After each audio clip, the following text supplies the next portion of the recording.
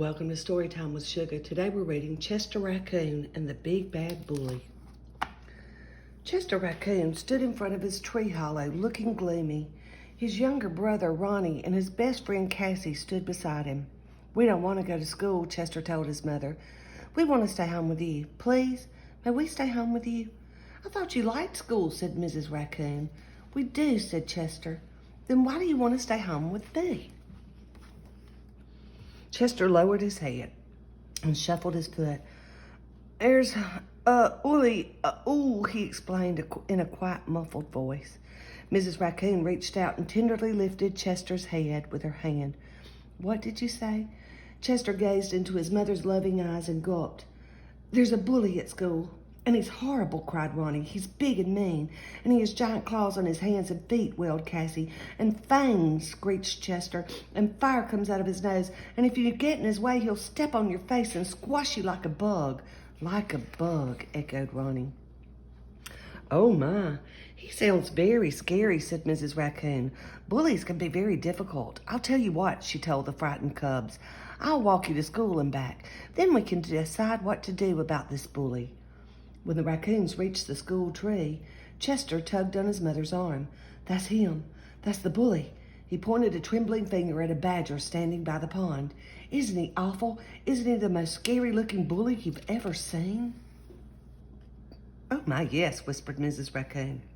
"But I'm sure we can work things out." Before leaving, she gently fluffed Chester's mask and playfully tweaked Ronnie's nose. "Be brave," she told the cubs, and gave each of her sons a comforting kiss in their palms. After school, Chester, Ronnie, and Cassie told Mrs. Raccoon about how the badger bullied his classmates at recess. First, he snatched a ball away from the squirrel and popped it. Then he climbed atop the jungle gym and squashed the opossum's fingers until the opossum fell to the ground. Then he spooked a doe who bumped into the skunk, who got so scared that he sprayed and stunk. Even Owl Teacher couldn't get him to behave. "Sometimes animals are bullies because they don't know any other way to be," explained Mrs. Raccoon. "But I think there's a way you can change things. Go get your friends and bring them to our tree. I want to share a story." A few minutes later, a crowd of eager young forest animals stood at the base of Chester's treehouse, and Mrs. Raccoon began her tale. Once, a long time ago, there was a secret forest sprinkled in yellow stones. The stones were round and polished, big and little, and smooth enough to hold. Every animal in the forest collected and treasured them. One day, an animal found a blue stone. It was very exciting since no animal had ever seen a blue stone. But the blue stone was rough and dull, without any polish or shine, and it had sharp, prickly points sticking out of it, making it very hard to hold. Careful not to hurt their paws, the animals carried the stone to the center of the forest and placed it atop a tree stump where everyone could see it. "Perhaps the stone is blue because it popped out of the ground too soon," suggested a fox. So the animals waited and watched for many days and nights to see if the blue stone would turn yellow. But the stone remained blue, and its outer shell remained sharp and pointy. "I believe the stone is blue because that is the color it is meant to be," said a very wise snake. "Therefore, we shall treasure the blue stone for the color it is. But if we want to hold the stone, as we do our yellow stones, we'll have to work together to smooth its outer shell." So first, the woodpecker took turns chipping off the stone's sharp, prickly points with their beaks. Then the chipmunks rolled the stone with their noses, while other animals shined and buffed the stone with tree bark and fluffy tails.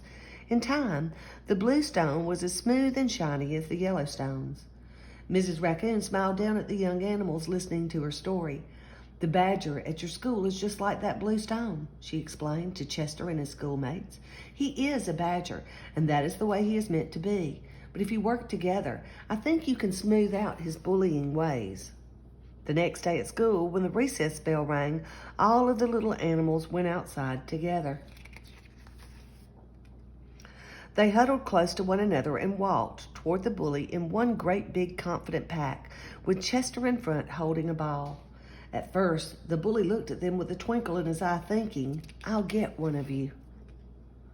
But as the pack got nearer and nearer to him without a hint of fear, the badger's expression changed. His eyes widened, his jaw dropped open, his knees grew weak and wobbly. Suddenly, it was the bully who was scared. He began to whimper and squeal, and he thought, "They're coming to get me back." But there was nowhere to run. He just stood there with his back up against a tree as his schoolmates drew closer and closer and closer. Finally, Chester was nose to nose with the trembling badger. He narrowed his eyes and looked as serious as his little furry face would allow. Then, without hesitation, he held up the ball, looked straight into the bully's eyes, and asked, "Want to play?" "Huh?" The surprised bully stopped shaking. He looked at his classmates who were laughing and offering friendship. "You want me to play with you?" he squealed with delight. He gently took the ball out of Chester's hands. "Okay," he told them, "I'll play." So in one short moment, the badger softened and the bully became a friend. The badger didn't need to bully anyone ever again.